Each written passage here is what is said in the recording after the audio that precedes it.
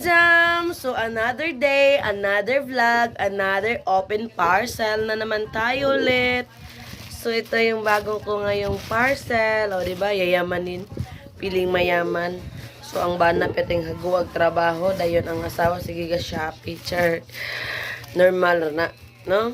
Okay. Nabi po tayo mga needs. O. So, karon guys, mag-abrita og parcel nga akong gi-order sa TikTok. So, mas okay kasi sa TikTok kay live mismo. Ay. Ito nga rin palit. So, continue ta kay na kasi ni palit. So, buy one, take one ni siya, mga madam. This one, oh, lip serum. So, maganda daw ito sa, ano, oh, sa lips. Kasi, yung mga dry lips is babaguhin ng lip serum.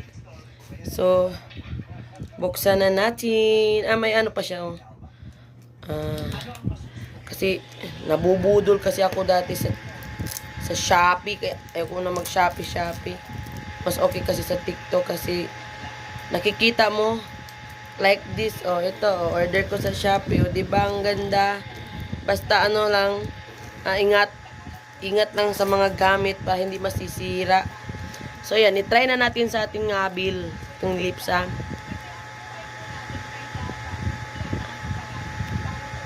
Kung legit ba itong lip serum nila. May kulay.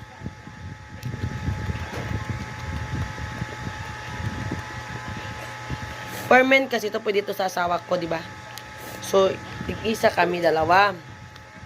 Ayan na.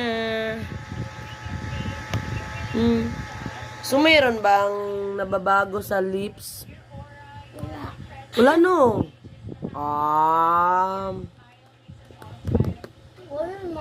Hindi.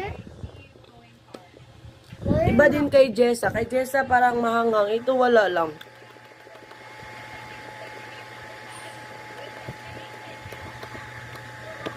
Pero maganda na siya. Pero hindi siya masyadong may kulay. Huwag ko pa. Oh my God! Ala! Kitang-kita nyo, ha? Nawala tuloy yung ano niya. Yung parang dito, natanggal. Oh my God! Pinagmalaki pa naman kita. TikTok. Ay, naku. Nawala yung...